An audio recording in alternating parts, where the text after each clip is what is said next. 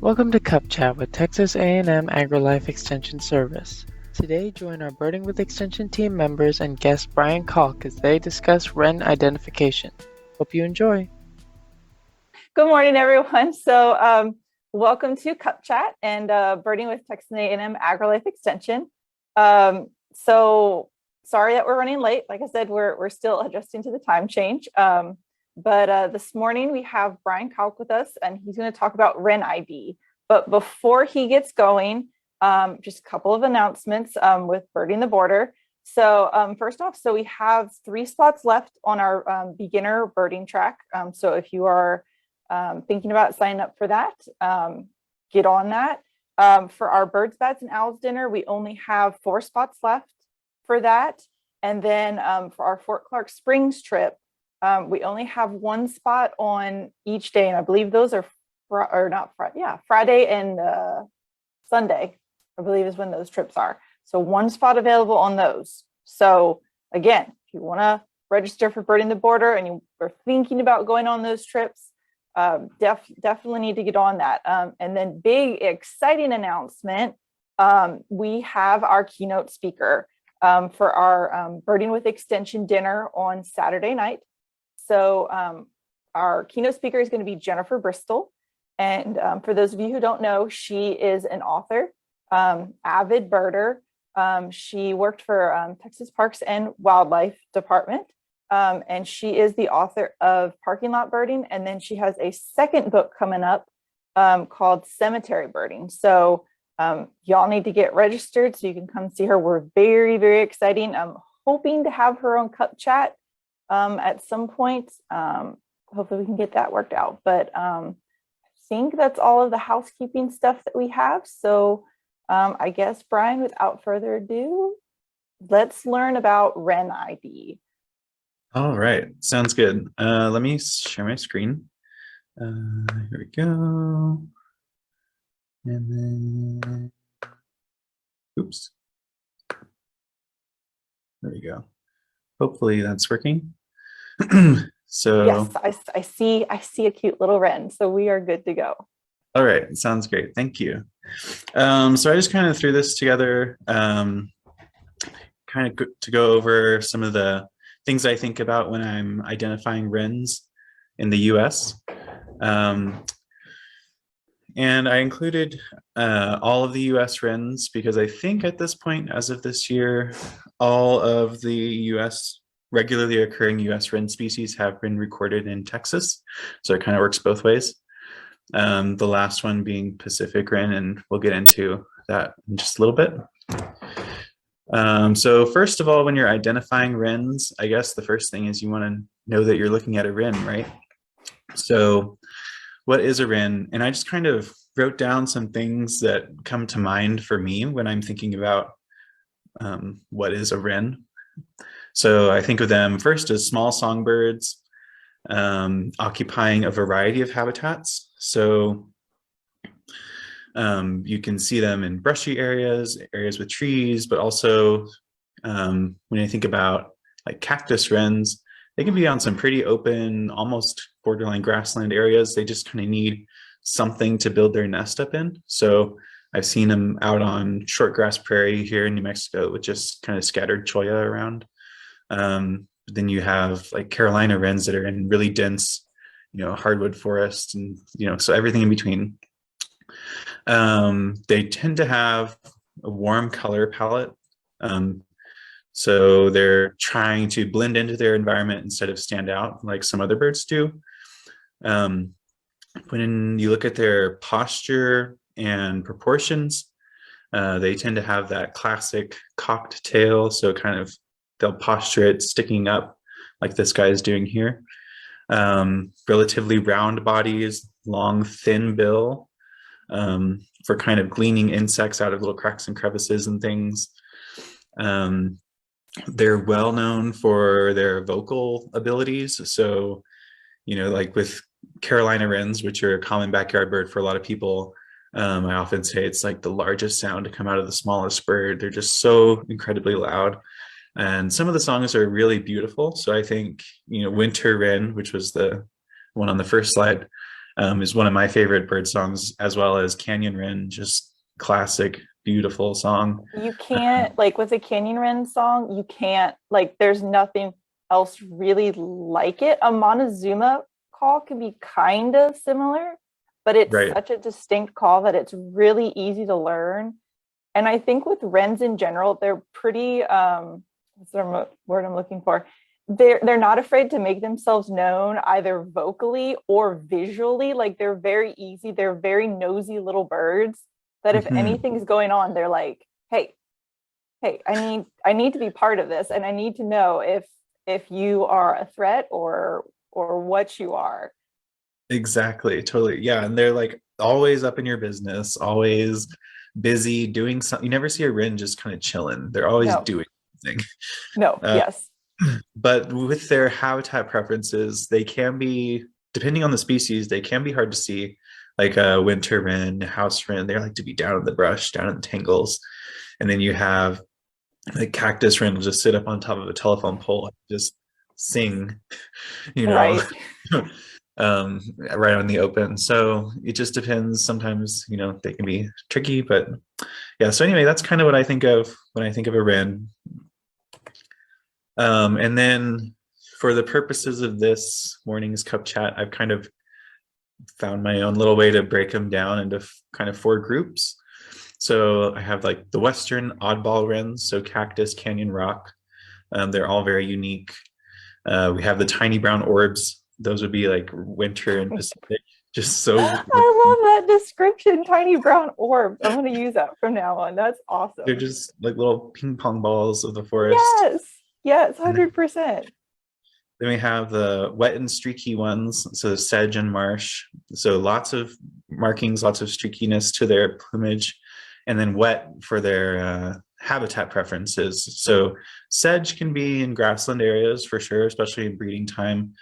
Not so wet necessarily, but often around sort of wet meadows, water edges, and then marsh really strictly in riparian areas, as the name suggests, marsh, cattails, that sort of thing. And then the 3 that are common near you, wherever you are in the continental 48 states, one of these is common near where you're sitting right now, almost guaranteed at some point in the year, at least.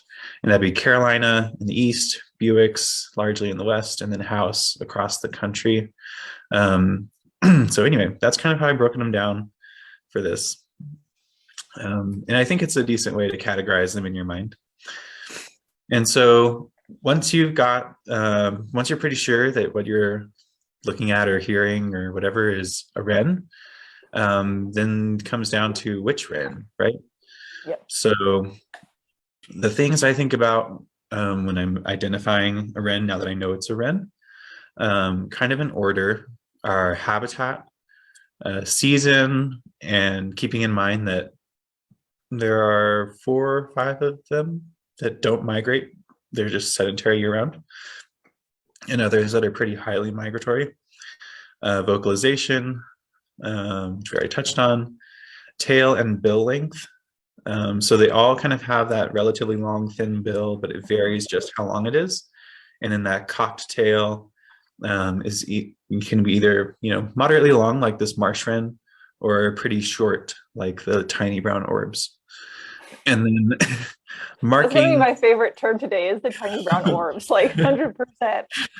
they're so cute. They just don't know how else to describe them. They're adorable. I know, right? So, okay, so you're talking about the cocktail, and I mean, we have some cactus friends that like to hang out in our backyard here in Uvalde, but I don't really notice them cocking their tail quite as much as, say, like a Carolina or anything like that. Is that, I mean, do they cock their tail? So with the cactus wren, so that'll be my first one that I talk about. Okay. They often That's a perfect segue. Yeah, perfect segue. Thank you. They often don't cock their tail. And that's because the cactus wrens belong to a different genus of wren than all the rest of ours.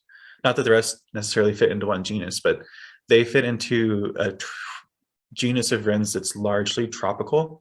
So it's the only representative of that genus in the US that we get. And you'll notice they're much larger. They don't have that musical song. They have this spotted breast. And like you said, the posture is different. Just really different, oddball. They, like people say they look like a thrasher or a thrush more than they do a wren. And that's just because here in the US, we don't get to see the rest of the members of this genus. Otherwise, we would say, oh yeah, it's one of those wrens. I And never knew that. Like, you think cactus wren, like, first off, you hear their call in like movies all the time, like desert scene, and you hear a cactus wren. So the fact that their relatives live in a tropical climate, I would never have known that. Yep. So very different. Yeah. It's, in my opinion, if you can say it's a wren and not a thrush or a thrasher or something like that, it is probably the easiest one to identify just because they're so not like the others. Right. Oh, and they're so much bigger than all the other ones. And like you said, they're very like flashy compared to the other ones. Right. That being said, there are some things I feel like that do carry over, just kind of those classic wren things. So a lot of wrens have this bold eyebrow, this bold white eyebrow. And so this guy maintains that, still has that kind of thin, kind of longish, little bit curved bill, but it's a little bit heavier than the rest. And then the overall color scheme, browns, warm tones, blending in, that sort of thing. And then they do like to kind of, sneak around. The way they move through the cacti and the brush is very wren-like still. Yes. But yeah, just different. And then that vocalization that we're talking about, and then I kind of alluded to this earlier, or I may have already mentioned this, but it kind of sounds like you're trying to start up an old truck is the kind of mnemonic I've always heard. It's like, rug, rug, rug, rug, rug, rug, rug, rug, rug. It's like not musical sing-songy at all. So no, not one of the more beautiful songs we have here in Texas. But unique though. And one of my favorites, actually, this is a painting of a couple of cactus wrens behind me. So anyway, there's that guy. Next in the Western sort of oddball wrens is the canyon wren, which we also talked about. Its beautiful song, unmistakable, sort of descending. And so if you've ever been in the canyon lands or anywhere near big rocky outcrops in the West, you may have heard this guy more often than you've seen it. They really like to bounce that song off of canyon walls or big rock faces or things like that. And physically, we see, even for a wren, a really long bill that kind of droops down. Really rich brick red on the back half with a contrasting white throat and this sort of grayish stippled polka dot kind of pattern on top of the head and then down the back of the neck. But pretty distinct otherwise. If you get they're pretty easy once you find them, which is normally hard to find them because they, like most, they'll hold still, but they do like to move around quite a bit. But when you do find them, like that, like reddish orange color is very, very vibrant. Like they pretty well stand out. Once you find them, they stand out. The problem is they're normally really high up on the canyon walls. So they're not that big. Right. Yeah. They're always hiding behind the boulders. And, if you are patient and you're near where they're hanging out, they might, pop up from behind a boulder right next to you without even knowing. They just kind of move around like mice through the rocks and things. But this and the cactus both are non-migratory. So if you are within their range, you're going to have them around year round, which is kind of fun. And then the third one in the Western oddballs is the rock wren. So it's kind of similar habitat to the canyon wren. Doesn't necessarily need the big, rock face canyon situation, but rocky areas, which kind of tend to go with topography of some sort. As the name would suggest, rock wren, they like to be around rocks. And they are migratory within their range within the West. And so like around Bracketville in Kinney County, we would get them a lot of times in the winter, you'd see them showing up, and often near rock quarries or like on railroad bridges or something like that. That kind of simulates that habitat, that more preferred habitat that they get out west. So they're still looking for that in their non-breeding time. And then plumage-wise, they've got these really nice peachy flanks, but otherwise really muted colors overall, pale grays, just kind of blending in with the rocks. And like this limestone that this guy is on, you can see how he almost matches the color scheme. Exactly, that peachiness there, the grays, even the texture, just trying to blend in. Much softer features than, say, a canyon wren. Right. That sort of white chest it's got some streaking in it, and then, like you said, it kind of goes into that very soft peachy versus the canyon, who's very, very vibrant. Yes, totally different color scheme, but still, just kind of warm colors, browns, grays, those kinds of things. And this is, I feel like, proportionally a pretty average wren. So it doesn't have that overly long bill of the canyon wren, has a medium average length tail. So I feel like this is kind of basic wren body as far as that goes. And I do love that whoever named these wrens in general, they did not get creative at all. They're like, oh, that bird's in a cactus, we are going to call it a cactus wren. Oh, that bird's on a rock, we're calling it a rock wren. Like, no creativity whatsoever. Now that you say that, that's so true. It's very practical, which I can appreciate that to some degree. I guess with most birds, if you think about it, it's like a green jay. They're like, it's green, let's call it a green jay. Like, birds in general, we really didn't get super creative with. It's how many yellow warblers? It's like insert body part and yellow and warbler, and there you go. There's your name: yellow-rumped warbler, yellow-throated warbler. I kind of love those names. It informs about what you're looking for and what the bird is true. It's very practical in that way. And there are some birds that get crazy names, like I think of some of the tropical hummingbirds are just ridiculous, like shining sunbeam. That's a bird. Oh, yes. So, I think love that. When I went to Ecuador, one of my favorites, they were so cute anyway, but a booted racket tail. Love booted racket tails. They're so cute. I just like, they're little, like, for those of y'all who've never seen a picture of one, you need to look it up. So it's booted as in like BOOTED, like it's wearing a pair of boots. It looks like it's kind of wearing like a pair of Uggs. Like it's got these little white cotton balls like right above their feet. And then this absolutely magnificent tail. But yeah, sorry. This is Cup Chat. This is what happens. We totally just get on random tangents. So we'll return to wrens now. Anyway, yeah, practically named birds, rock wren. Anyway, so now to the tiny brown orbs. So this is our first one. This is Pacific wren. And with the Pacific wren and the winter wren, which I'm calling both the tiny brown orbs, they visually are one of the toughest ID pairs of birds in the US. I don't think I could do it.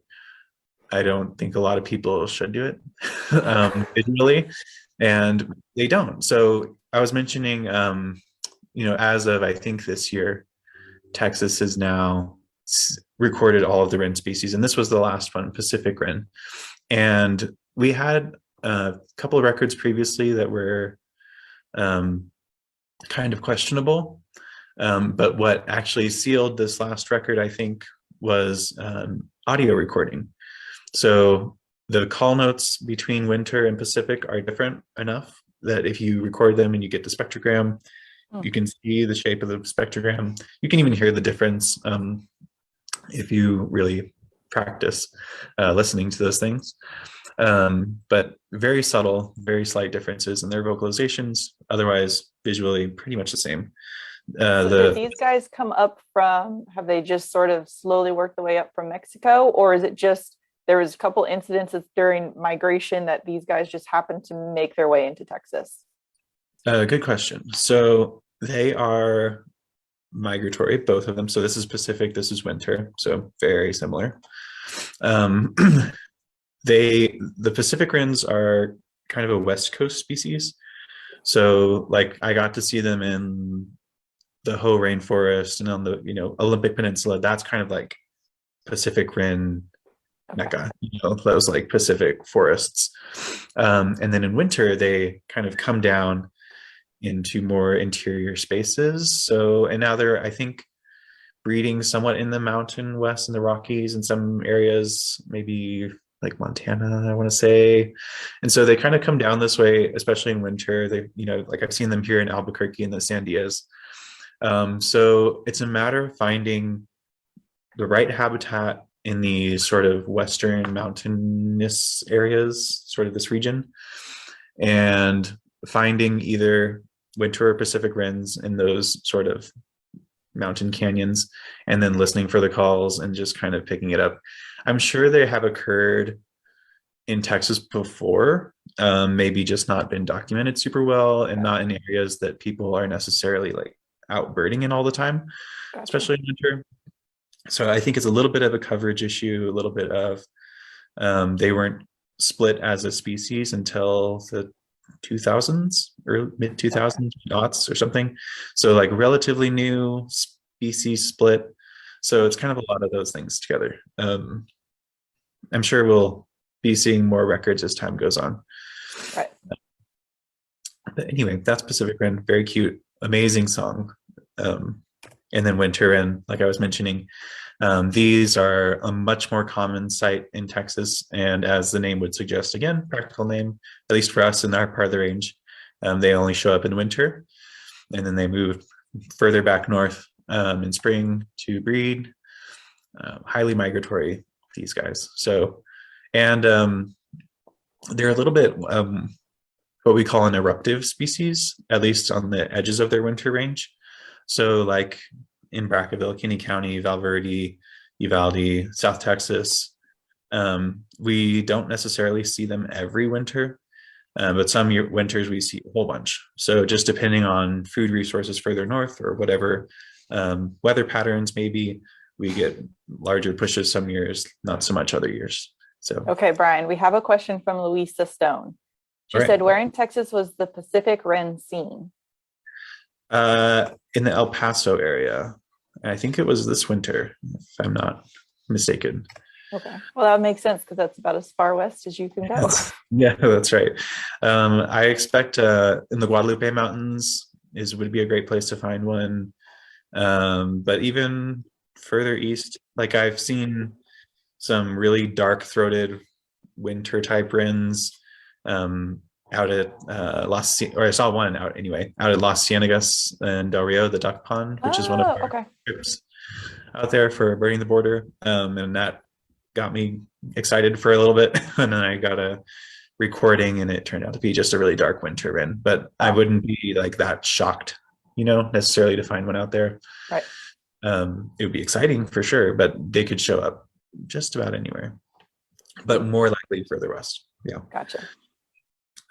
Anyway, so those are the tiny brown orbs. And then, I mean, just look how relatively short this tail is. Oh, yes. Compared to something like this or this that has a longer tail. Well, and their bills are so much shorter than like, obviously the cactus wren that we just talked about or the canyon wren. Right. It's pretty well the length, if not at least the length of their head, if not shorter than their head. Totally. Yeah, exactly. And really straight too. Doesn't really get that curve like a lot of the other wren bills do. Yeah, short, straight, but really thin. And just, I mean, like there's no neck on this bird. It's just big head, round body. No. It's a little brown orb. Yeah, they're just so cute. A little bit of a faint eyebrow hair on these guys, where we'll see some later that really have no eyebrow. So anyway, those are the brown orbs. Then we have the streaky wet ones. So this is sedge wren. So lots of streaking going down the back in particular, streaking on the crown, a little bit of that eyebrow. And I think of them as kind of straw colored. So tans, almost yellowish wash to it. clean breast, clean throat, and relatively heavier bill, still kind of straight, relatively short. And then really habitat specific, the sedgerins. So I think of them as being in grassy areas, either wet meadows or near water edges, at least in their winter range where we have them in Texas, which is where I've had most of my experience with them. But yeah, grassy areas and really hard to see. These among the Wrens, these are notoriously sneaky, hard to get a clear view of. This is one of my only photos showing the whole bird. And that's saying a lot because you have a lot of pictures, a lot of pictures. Yeah, they're tough and not one that I have the most experience with. In Texas, usually they're East Texas or kind of down the coast. So you got to be kind of in the right place to find these guys. And then compare that with our marsh wren, which also has lots of streaking on the back, lots of barring going on, but it has more of that bold white eyebrow with a clean cap, dark cap above. And then I think of their color pattern as being more kind of like that canyon wren, brick red, kind of more saturated color. And then they are, like I mentioned before, really on water's edges in marshes. Again, one of those practical wren names. That picture I had earlier where he's singing up on top of the cattail, that's pretty classic. So really around wet areas. Again, another one that's pretty tough to see, but a lot more widespread, a lot more common in a lot of areas. So you're a little bit more likely to see a marsh wren in general. Yeah. Another thing with wrens is that this picture reminds me of it, and even the last picture is when wrens perch, they don't sit generally like a normal bird. They're not going to sit as we think of. They like to sit on or perch on these stalks kind of sideways. So not necessarily the best way to ID one, but it's definitely one of those. Again, it's a wren posture. And then they kind of have, even this picture, they kind of have a flat, the tops of their head are kind of flat. They're not round. They're very flat. That's true. Yeah, good point. Yeah, very distinct head shape, kind of generally big-headed, kind of blocky. And yeah, I mean, they'll be hanging upside down. They'll be like getting into crevices, and they'll have, one leg on one stalk and one on the other. Yes.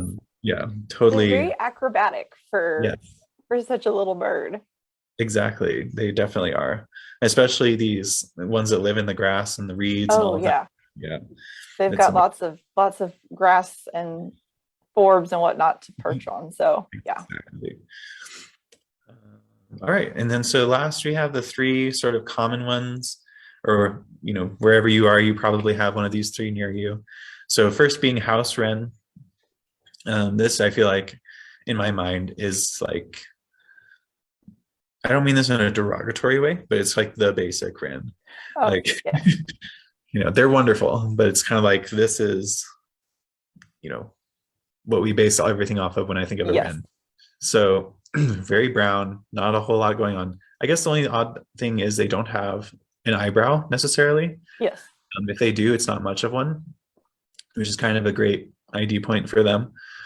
Just very monotone overall, no streaking or anything on the back, nothing on the breast, just kind of gray, brown. They still have that thin bill, a little bit of a curve to it. And then where they distinguish themselves from the tiny round orbs is they have a little bit longer tail and a little bit more stretched out body shape. And again, lacking that eyebrow or any sort of contrast around the face for the most part. To me, it appears like their legs are a little bit more in proportion to their body versus the little brown orbs. It looks like their legs are, it appears like they just have slightly longer legs. I would agree. Yeah. I think it may be something to do with the body proportions overall. They maybe have the same leg length but just the rest of their body makes it look more in proportion. Look like Right. they have legs for days. Yeah. Right. Yeah. So yeah, you could be I could see that for sure. And these are another one that's highly migratory. So again, one around, the Uvalde, Brackaville, Del Rio area, that's we're going to see in the winter or spring and fall, but he's not going to stick around to breed. But very complex range. So you'll kind of have to look up wherever you are and see what the seasonality of this or any of the other wrens are where you are. Then we have our last two, which are Buicks, which for me, this was the first wren that I learned in my yard. So I love these guys. Like, I me love too. these guys so much. I can't even express how much I love these guys. I feel very lucky that this was kind of my baseline wren where I lived. My mom had bird houses that she had made and painted and had them all over our front and back porch. And so this was my alarm clock for many years, this and the next one, which I loved this one as my morning alarm. Beautiful song. And posture wise, we see a relatively really long tail. Likes to hold it cocked up, relatively longer bill that curves, bold white eyebrow, brown above, really gray below. And that's going to be important for our next one. So really gray underneath. Really busy. And this is kind of more of a Western species. They used to be more common in the South, in the East. But I think that population has really declined over the years. I'm not sure if it was, I should look at this, if it was a subspecies in the East. I'm pretty sure it was. That's just really declined. Not sure what the status is of that. But the ones out west seem to be doing fairly well, comparatively at least. And then compare that to our last one, which is Carolina Wren. So superficially very similar, right? So nice, bold, white eyebrow, brown above. But underneath, real peachy, orangish on the Carolina Wren, gray on the Buick's Wren. And the Carolina Wren also I think of as just stockier, kind of chubbier, not quite as elongated of a bill or tail as the Buick's Wren. So these two are ones that I feel like, at least in Texas, it kind of comes up as an ID question a lot. Yes. And so that's kind of what I would suggest. As aside from the voice, they're quite different. Especially their song is just so different. Is there, size wise, is there like a significant enough difference between the two to really be like, oh, that's a Carolina versus a Bewick's?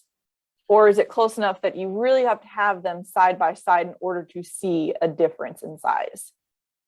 For me, I'm not sure exactly what the size difference is. But overall size is not something I would necessarily use. In my brain, I think of the Buicks as being smaller, but Agreed. I think it's more to do with just their body structure. They're just slimmer, sleeker birds, but they have that really long tail and the relatively longer bill. So I think their overall length might come close, come very close, but it's just proportionally, these are just heavier birds than the Buicks.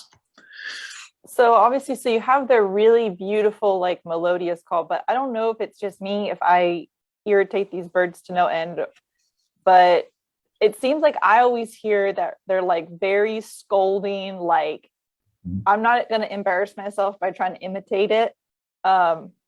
If you've heard wrens before, you know what I'm talking about. Bryan knows what I'm talking about. Yeah. Is there a difference between that scolding call between the Carolina and the Bewick's? Yes, definitely. And it's not as obvious as their song, of course. Okay. And so I think of with wrens, besides probably cactus, maybe rock, depending on your taste in music, but they really have this beautiful melodious song, and then they have their calls, which are just raspy, harsh, not musical at all. So they kind of have both the full spectrum of sound. And yeah, so you can tell them apart by their scold calls as well as their songs. But the scold calls are a lot tougher in general to learn than the songs. But yes, you can definitely tell them apart. And another thing with the songs that I think is pretty cool, there's a whole project going on about this right now. But one thing that is kind of a research frontier with birds is female bird song. And so we're trying to figure out how often do female birds sing and what does that look like and all of that. So the classic example that I use that in the field all the time is the canyon wren. You can actually tell whether you're listening to a male or a female canyon wren by the song. So there's a very distinct male song, which is that beautiful, clear descending whistle. And then the female song does the same sort of descending, but it's very buzzy. So she could go G G G G G G G G G G G. Oh, So that's the female song. So you kind of get them. You can have them kind of going duetting that in the springtime, especially. I'm gonna have to listen for that from now on. I mean, I knew females sang, but it's not something that I really paid attention to. But I'm gonna have to listen to that now. Yeah. But so we had a comment from April, and with a Bewick's wren, she's wondering how it's. She said Bewick as in two words or Buick. So it's Bewick's wren. So it's somebody's name. It's Bewick apostrophe S. Right. Yeah, so it is Bewick. Kind of That's one of how- those that you say it fast enough, and it's like bunting with Emily. She thinks the first time she thought somebody was saying, was it bunny? I think. You're right. Yeah. So with the wren, I was, my mom and the birders around me growing up, we always said Bewicks, but it's apparently this guy pronounced his name like the car company. So it's supposed to be Buick, like the car. No, I'm going to keep saying Bewicks. I just on my last tour, I was with a bunch of folks, and we were seeing a bunch of birds that were new for me, new for everybody. And this topic came up, of course, pronouncing bird names. And kind of my opinion is, if I know what you're talking about, that's what matters, right? Yeah. Like we're just trying to communicate ideas. Yes. And so people who get so really caught up on you must pronounce the bird name correctly.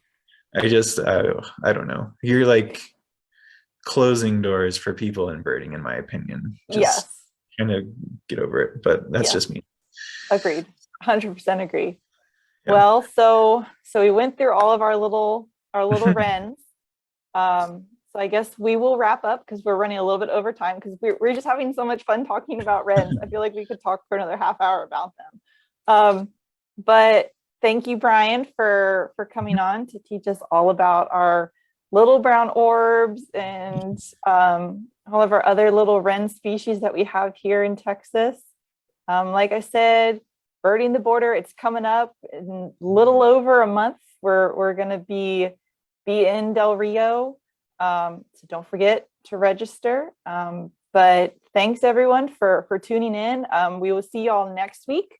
Our topic next week is going to be quail neighbors with Dr. Dale Rollins. I'm sure some of you are wondering, quail neighbors, like what in the world are we talking about? Quails don't have houses that they live in. They can't have neighbors. So if you want to find out what we're talking about, then you'll have to just tune in next week to find out. But otherwise, I hope everyone has an absolutely great Wednesday, and we will see y'all next week.